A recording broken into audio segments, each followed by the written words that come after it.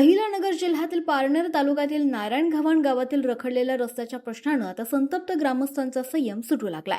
गावातील ज्वलंत प्रश्नाकडे प्रशासनाचे लक्ष वेधण्यासाठी सामाजिक कार्यकर्ते सचिन शेळके यांनी जिल्हाधिकारी कार्यालयासमोर भर दुपारी 12 वाजता सळसळत्या तप्त उन्हात तापलेल्या रस्त्यावर लोटांगण घालत आक्रमक आंदोलन केलं।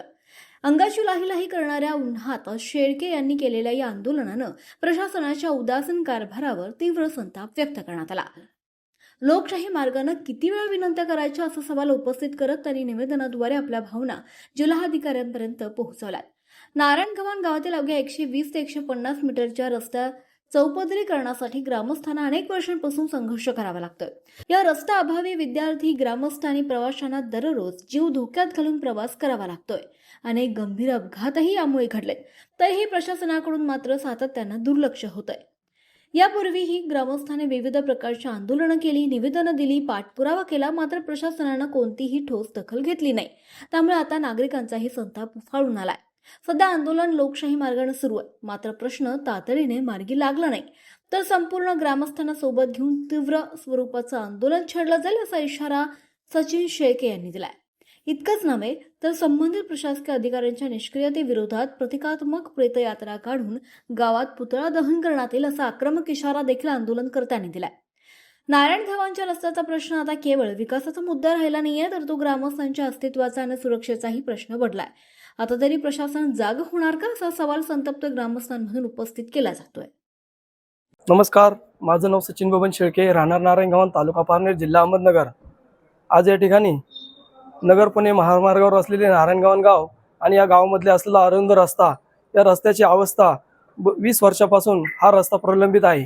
वेळोवेळी प्रशासनाला आम्ही निवेदनं देऊनही कुठल्या प्रकारची या ठिकाणी दखल घेतली जात नाही। आज गाव रस्त्याच्या मध्यावर असल्यामुळे गाव दोन्ही बाजूला गाव आणि मध्ये रस्ता असल्यामुळे काय होते, आमच्या गावातील नागरिकांना तर शाळेतील विद्यार्थ्यांना जाण्यासाठी खूप मोठी कसरत या ठिकाणी करावं लागत आहे। खूप वेळा त्या ठिकाणी ॲक्सिडेंट झालेला आहे। SP PSI साहेब आहेत, शेळके साहेब आमचे, त्यांच्या घरावरती सळायची गाडी गेलेली आहे। त्यावेळेस त्या कुटुंबातील 4 व्यक्ती त्या घरामध्ये झोपलेल्या असताना त्या ठिकाणी ॲक्सिडेंट झाला आणि त्यावेळेस ती वाचलेले आहेत त्यावेळेस। परंतु प्रत्येक वेळेस असं घटना या ठिकाणी घडत आहे। डिझेलचा टँकर एक ठिकाणी पलटी झालेला आहे। असे वेळोवेळी आम्ही प्रशासनाला आंदोलन केलेले आहेत। या ठिकाणी गावामध्ये महाराष्ट्र बँक समोर 5 दिवसाचं उपोषण केलेलं आहे या नारायणघावण चौपदरीकरणासाठी। त्यामध्ये रास्ता रोको सुद्धा आंदोलन त्या ठिकाणी झालेलं आहे। पारनेर तहसीलला सुद्धा लोटांगण आंदोलन झालेलं आहे आणि टोलबंद असं ह्या प्रकारचं एक आंदोलन या ठिकाणी झालेलं आहे। अशा अनेक प्रकारचे आंदोलन करूनही प्रशासन मात्र ठम्म बसून आहे।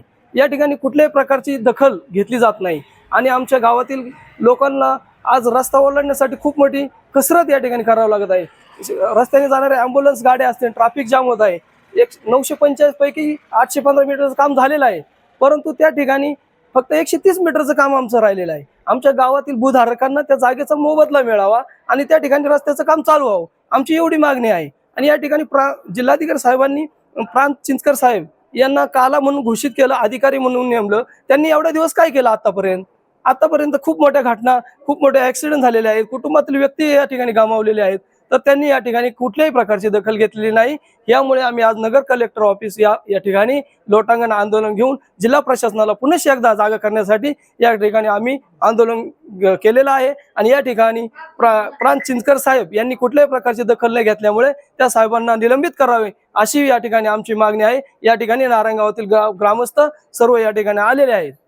आज सचिन भाऊ शेळके यांनी नारायणघावण गावासाठी, गावातल्या विद्यार्थ्यांसाठी, ग्रामस्थांसाठी, प्रवाशांसाठी सातत्याने होणारे अपघात पाहून जी अवहेलना, ती वेदना, घटना घडल्यानंतर पश्चाताप करण्यापेक्षा घटना घडू नये म्हणून हा एक टोकाची भूमिका घेऊन घेतलेला निर्णय, त्याच्या वेदनेला आज प्रशासनाने कुठेतरी दखल घ्यायला पाहिजे। सन्माननीय जिल्हाधिकारी साहेब, आपण न्यायदंडाधिकारी आहात। एका गावामध्ये असे लेकरं आज जीव घेणा प्रवास करतायत। आज ग्रामस्थांना प्रवास रस्त्यावर दळणवळण करता येत नाही, याच्या टोकाचा कार्यक्रम झालेला आहे।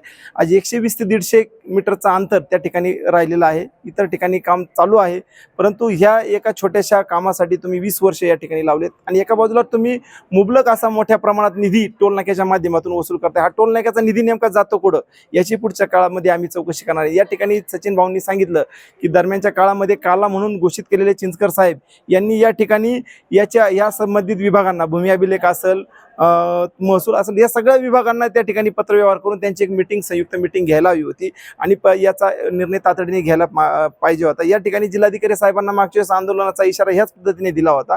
त्यावेळेस त्यांनी सांगितलं आम्ही 2 दिवसामध्ये तुमच्या गावामध्ये येतो आणि मी तातडीने याच्यावर कार्यवाही करणार. जबाबदारीने त्यांनी हे वक्तव्य केलं होतं, परंतु त्यांनी अंमलबजावणी केली नाही.